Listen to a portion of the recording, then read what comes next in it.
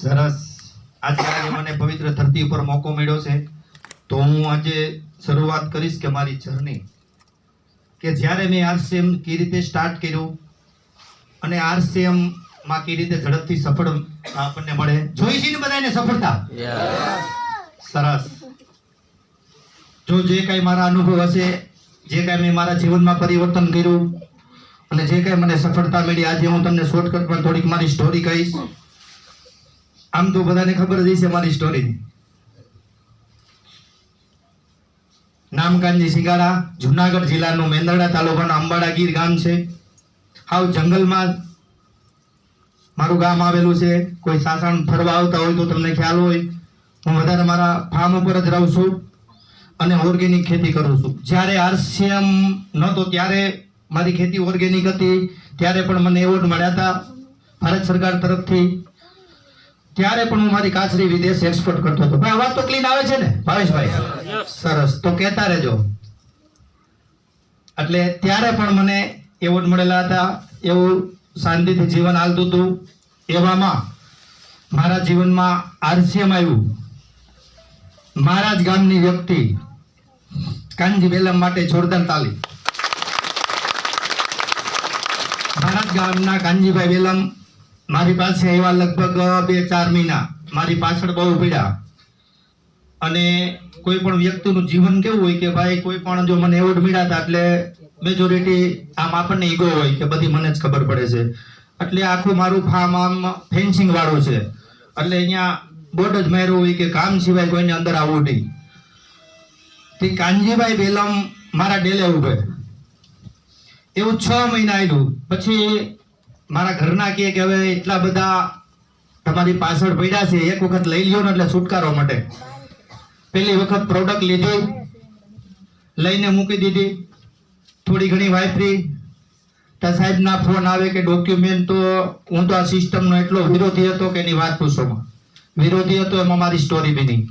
એટલો વિરોધી હતો કે આ કોઈ કરવા માંગતો જ નહોતો જોડાજોડીમાં. કેમ તો કે મને નોલેજ નહોતું.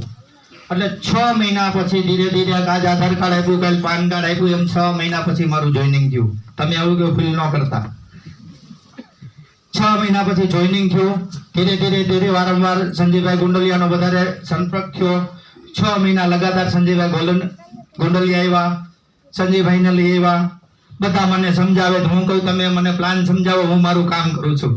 ગમે એ આવે તો હું કહું તમે પ્લાન સમજાવો, હું મારું કામ કરું છું. કારણ કે રોજના માટે મારે 10 વીઘાનું શાકભાજી હોય, રોજ મારે 8-10 મજૂર હોય. બધાને ખ્યાલ છે હાલની તારીખમાં પણ કે મારી પાસે 1 મિનિટનો ટાઈમ ન હોય, વિચારવાનો ટાઈમ ન હોય.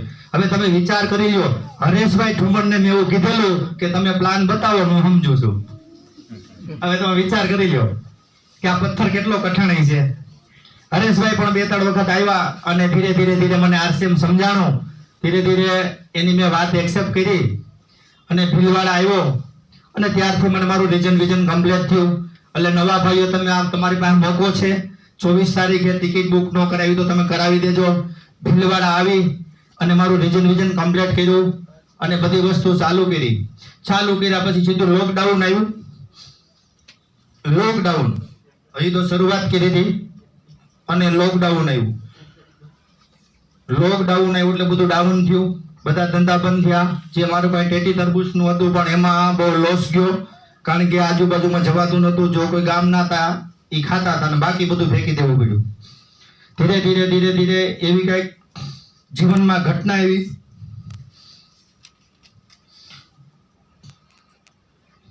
જોરદાર ઘટના. એ ઘટના તમે પાર કરી લો ને તો તમે આરસીએમમાં ઝડપથી ટેકનિકલ થાવ. કેવી ઘટના આવી, કેવું દવાખાનું આવ્યું, જોરદાર દવાખાનું આવ્યું. આરસીએમની બધી પ્રોડક્ટ વાપરતો હતો. ચેલેન્જ આવી, ચેલેન્જ.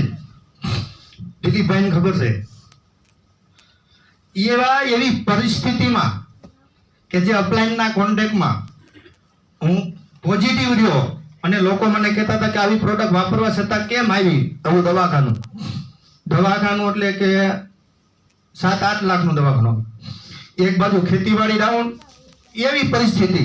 એમાં આરસીએમ મેં ટકાયું વિચારોથી કે મેં વિચારો પોઝિટિવ કર્યા. એવી બધી કે ભાઈ હું આરસીએમની પ્રોડક્ટ વાપરતો અને મારા ઘરમાં એવું બીમાર કેમ પડી મારી છોકરી.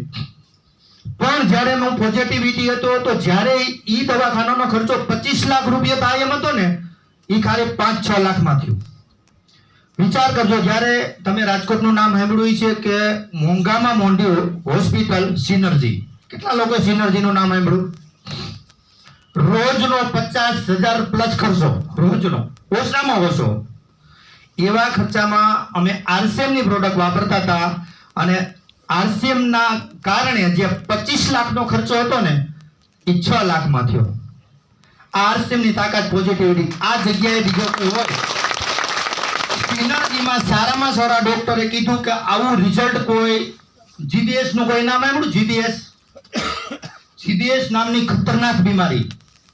જીડીએસ માં કઈ પકડાય જ નહીં. ગમે એટલા ડોક્ટરો ને આંધળી સારવાર કરવાની, પેલા આપણી પાસે સહી લઈ લઈએ કે અમે ગમે એટલો ખર્ચો કરીએ, પેશન્ટની કોઈ અમારી ગેરંટી નથી. જીડીએસ એટલે ખતરનાક. 25 લાખ રૂપિયા નાખતા કે સારું ન થાય કે કાનજીભાઈ તમારું સારું કેમ થયું? ત્યાં પણ મારું ઇન્ટરવ્યુ લેવામાં આવ્યું હતું અને ત્યાં પણ મેં કેસ પાડો બતાવ્યો હતો. સિનર્જીમાં પણ મારું ઇન્ટરવ્યુ લીધું હતું, ત્યારે પણ મારું પેપરમાં આવ્યું હતું, કોઈ વાંચ્યું હોય તો, કે ચમત્કારી રિઝલ્ટ કે જીડીએસ માં 7 લાખમાં અને 8 જ દિવસમાં રિઝલ્ટ. જ્યારે 1 મહિનાનું અમને કીધું હતું ત્યારે અમે 8 દિવસમાં ઘરે આવ્યા. એ આરસીએમ ની પ્રોડક્ટની તાકાત છે. પણ ત્યારે મેં એને પોઝિટિવ લીધું, ત્યારે મેં એની પોઝિટિવ લીધી. ઘણા લોકો કહેતા હતા પણ આરસીએમ ની તાકાત છે. ત્યારથી ધીરે ધીરે ચાલતો રહ્યો, સિસ્ટમને સમર્પિત થયો. રોજના માટે ટાઈમ તો હતો નહીં, રોજના માટે 4-5 મજૂર હોય, રોજ ખેતીવાડીનું કામ હોય, પણ અપલાઈનના માર્ગદર્શન હેઠળથી ટાઈમનું મેનેજમેન્ટ કર્યું. શું કર્યું? ટાઈમનું મેનેજમેન્ટ કર્યું. મને કીધું ભાઈ કાનજીભાઈ સાંજે તમારે શું કામ હોય? મેં કીધું સાંજે તો કાંઈ કામ ન હોય. તો કે રોજની સાંજની તમે જે આરસીએમ ને તમારે એક્સ્ટ્રા કામ રોયલ્ટી ઇન્કમ માટે કરવું હોય તો તમે સાંજની 2 કલાક આપો. તો સાંજની 2 કલાક અપલાઈનની ગાઈડલાઈન મુજબ ચાલુ કર્યું. રોજની 2 કલાક કે જે ગલ્લે ગપ્પે આપણે જે કઈ ટીવી જોતા હોય તો એ બધું બંધ કર્યું અને ટીવી નું મોઢું ફેરવી દીધું. હજી ઊંધું જ છે, હવે તો બંધ થઈ ગયું છે. પણ એ સાંજની 2 કલાક આજની મારી 2000 કલાક થઈ ગઈ. સમજો પોઈન્ટ ને. એવું મને કીધેલું હતું કે તમને ખ્યાલ છે કે મારી પાસે એટલું બધું નોલેજ નથી, હું એટલો બધો ભણેલો નથી, પણ મેં એક સિસ્ટમ ઉપર એટલો વિશ્વાસ રાખ્યો હતો કે અપ્લાયને મને કીધું ભાઈ કે કાનજીભાઈ આ રીતે તમારે રોયલ્ટી ઇન્કમ જોતી હોય, આમાં સફળ થવું હોય તો તમારે 1000 લોકોને પ્લાન બતાવવાના. શું કીધું તું? 1000 લોકોને પ્લાન બતાવવાનો કે જો તમારે રોયલ્ટી ટેકનિકલ જોતું હોય તો. પછી બીજું મને એવું કીધું કે 1000 લોકોમાં માને કે ન માને એ તમારે નથી જોવાનું. તમારે તો માત્ર ને માત્ર તમારું કર્મ કરવાનું છે. શું? માત્ર ને માત્ર તમારું કર્મ કરવાનું છે. તમારે 1000 લોકોને પ્લાન બતાવવાનો. મેં કીધું કાંઈ વાંધો નહીં, માને કે ન માને. પતિ પત્ની બે સાથે થેલો લઈને રોજના માટે વિમલના થેલામાં ભેરી પ્રોડક્ટ. ગામમાં વાત કરી, ધીરે ગામ કવર કર્યું, આજુબાજુના ગામ, સગાવાલા. ધીરે ખબર ના પડી કે હું રોયલ્ટી એચીવર બની ગયો. પણ એક આત્મવિશ્વાસ હતો, એક સંકલ્પ સાથે કે મારે મારા જીવનમાં કંઈક મારે કામ કરવું હતું. મારે મારા નામથી પહેચાન કરવી હતી. મારે એક એવું કામ કરવું હતું કે લોકો મને શ્રેષ્ઠ રીતે જાણે. ઈ જો મારા સપના હતા એટલે મેં ક્યારેય મારી અપ્લાયને કીધું નહીં કે ભાઈ મને વાંચતા આવડતું નથી, મને કઈ ઝૂમમાં કઈ ખબર પડતી નથી. મેં ક્યારે આદિ સુધીમાં મેં ક્યારે કીધું નથી કે ભાઈ આ વસ્તુ મને નથી આવડતી. તો મારા કરતા લગભગ તમામ બધા વધારે ભણેલા હશો. એટલે જો હું એક અનપઢ વ્યક્તિ ટેકનિકલ એચીવર બની શકતા હોય તો અહીંયા બધા બેઠેલા રૂબી બની શકે. સાચું છે કે ખોટી વાત છે? બધી પહેલાનો જ કિસ્સો છે, કહેવાય નહીં પણ ઘરના છીએ એટલે કહીએ. પાછું કહેતા નહીં તમે હરેશભાઈને.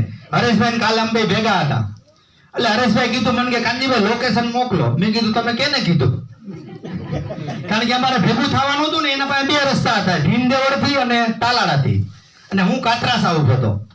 મેં કીધું તમારે ભૂલ થતી છે એટલે તમે એટલામાં સમજી લેજો. એટલે આરસીએમ એટલું આસાન છે. ધીરે મારી કહાની ચાલુ. ધીરે આગળ વધતો ગયો કે ક્યારે ટેકનિકલ આવી ગયું ખબર ન પડી. પણ શું કર્યું હતું?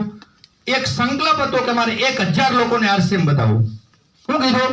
1000 લોકોને પોઈન્ટ તમારે લખવું હોય તો લખી લેજો. 1000 લોકોને પ્લાન બતાવવાનો છે, આરસીએમ ની વસ્તુ બતાવવાની છે. એ વસ્તુ લે કે ન લે તમારે જોવાનું નથી. તમારે રોજના માટે તમારું કર્મ કરવાનું છે. હું ગેરંટી મારી દઉં કે મને મારી અપ્લાયને 5 વર્ષનું કીધું હતું, ઈ કામ મેં 3 વર્ષમાં કરીને બતાવ્યું. એમાં મોટામાં મોટો ફાળો હોય તો અજયભાઈ સાવલિયા અને મીનાક્ષીબેન સાવલિયાનો, જેના માટે પણ જોરદાર તાલી. ધીરે ધીરે આગળ મારી કહાની ચાલતો ગઈ. મને સમજાણું, જ્યારથી મેં સમજાણું ત્યારથી મેં પહેલી પ્રાયોરિટી આપી. જ્યારથી મને સમજાણું ત્યારથી મેં કોઈ દી કિંતુ પરંતુ નથી કર્યું. જ્યારથી મને સમજાણું ત્યારથી મેં અપલાઈનને ગોળી આપી નથી. આજ સુધીમાં મેં કોઈ દી અપલાઈનને ગોળી આપી નથી. આ એક સફળતાનો ફોર્મ્યુલો છે. કારણ કે અપલાઈનને ગોળી આપો, અપલાઈન તમારે સામું બોલે નહીં, પણ અપલાઈનને ખબર જ હોય કે આ ભાઈ અહીં મને ગોળી આપી.